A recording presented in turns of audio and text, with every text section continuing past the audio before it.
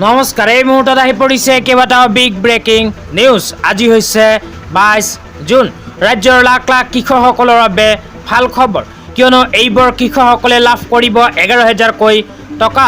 লগতে যিসকল মানুহে এতিয়ালৈকে চৰকাৰী ঘৰ পোৱা নাই সেইসকল মানুহৰ বাবে আহি গ'ল গুৰুত্বপূৰ্ণ খবৰ। তো যিসকল মানুহে ভিডিঅ'টোত ক্লিক কৰিছে, অনুগ্ৰহ কৰি ভিডিঅ'টো স্কিপ নকৰি প্ৰথমৰ পৰা শেষলৈ চাই থাকিব। লগতে মোৰ চেনেলত নতুন হ'লে প্লিজ চেনেলটো ছাবস্ক্ৰাইব কৰি মোৰ লগত থাকিব। তো বলক ভিডিঅ'টো আৰম্ভ কৰি আজি প্ৰথমটো গুৰুত্বপূৰ্ণ খবৰৰ বিষয়ে বিস্তাৰিত জানি লওঁ। তো আজি প্ৰথমটো গুৰুত্বপূৰ্ণ খবৰ হ'ল চৰকাৰী ঘৰলৈ। তো আপোনালোকে মোবাইল স্ক্ৰীণত চাব পাৰিছে, বিজেপি চৰকাৰৰ ফালৰ পৰা চৰকাৰী ঘৰলৈ কেইদিনমান আগত এনেকুৱা এক বিশেষ আপডেট প্ৰদান কৰিছে। ইয়াতে লিখা আছে NDA 3.0 বিকাশৰ নতুন দিগন্ত, প্ৰধানমন্ত্ৰী আৱাস যোজনা গ্ৰামীণ আৰু নগৰীয়া। তো যিসকল মানুহে এতিয়ালৈকে চৰকাৰী ঘৰ পোৱা নাই সেইসকল মানুহৰ বাবে ভাল খবৰ, কিয়নো NDA 3.0 চৰকাৰৰ ফালৰ পৰা চৰকাৰী ঘৰলৈ এক বিশেষ আপডেট প্ৰদান কৰিছে। তাৰপিছত লিখা আছে NDA কাৰ্যকালত এতিয়ালৈকে 22 লাখ প্লাছ পকী ঘৰ নিৰ্মাণ।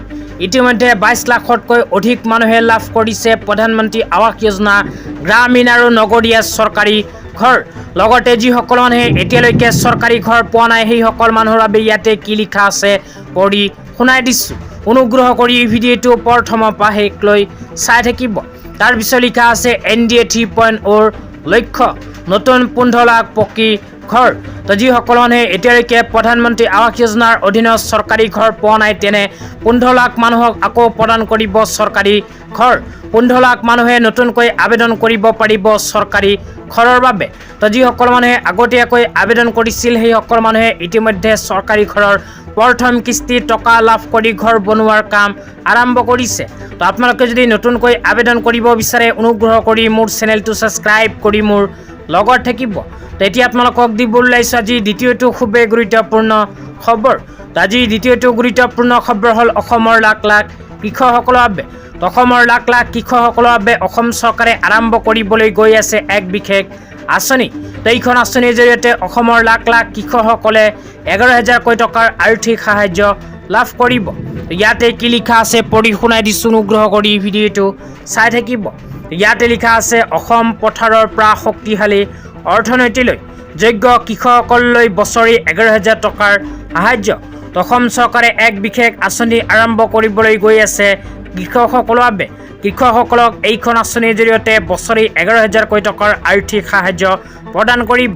এতিয়াৰ পৰা কৃষকসকলে প্ৰতি বছৰে PM কিষাণ আঁচনিৰ 6,000কৈ টকা পোৱাৰ উপৰিও অসম চৰকাৰৰ ফালৰ পৰা 11,000কৈ টকাৰ আৰ্থিক সাহায্য লাভ কৰিব। তাৰপিছত লিখা আছে ফচল বীমাৰ সুবিধা। তো যিসকল কৃষকে খেতি বাতি কৰে সেইসকল কৃষকে কৰিব পাৰিব ফচল বীমা যোজনা আঁচনিত আবেদন।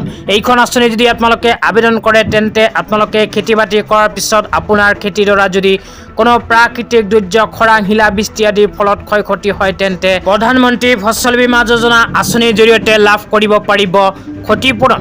তাৰপিছত আৰু কি লিখা আছে পঢ়ি শুনাই দিছোঁ। তাৰপিছত লিখা আছে কৃষকসকলে অধিক শক্তিশালী ন্যূনতম সমৰ্থন মূল্য। ইয়াৰ লগতে কোৱা হৈছে প্ৰযুক্তিচালিত কৃষি ব্যৱস্থাৰে উৎপাদন বৃদ্ধি, 10 লাখ মেট্ৰিক টন মৎস্য উৎপাদনৰ লক্ষ্য। ইয়াৰ লগতে একেবাৰে শেষত কোৱা হৈছে দুগ্ধ, হাঁহ, কুকুৰা, গাহৰি পালনেৰে গ্ৰাম্য সমবায়লৈ অৱদান আগবঢ়াইছে। ইয়াতে উল্লেখ কৰা অনুযায়ী কৃষকসকলক অসম চৰকাৰে এইবোৰ আঁচনিৰ জৰিয়তে প্ৰদান কৰিব সাহায্য। তো আজি ইমানেই। ভিডিঅ'টো চাই কেনে পালে নিশ্চয় এইটো ভিডিঅ'ৰ কমেণ্ট বক্সত কমেণ্ট কৰি জনাই দিব। লগতে মোৰ চেনেলত নতুন হ'লে প্লিজ চেনেলটো ছাবস্ক্ৰাইব কৰি মোৰ লগত থাকিব। তো ধন্যবাদ।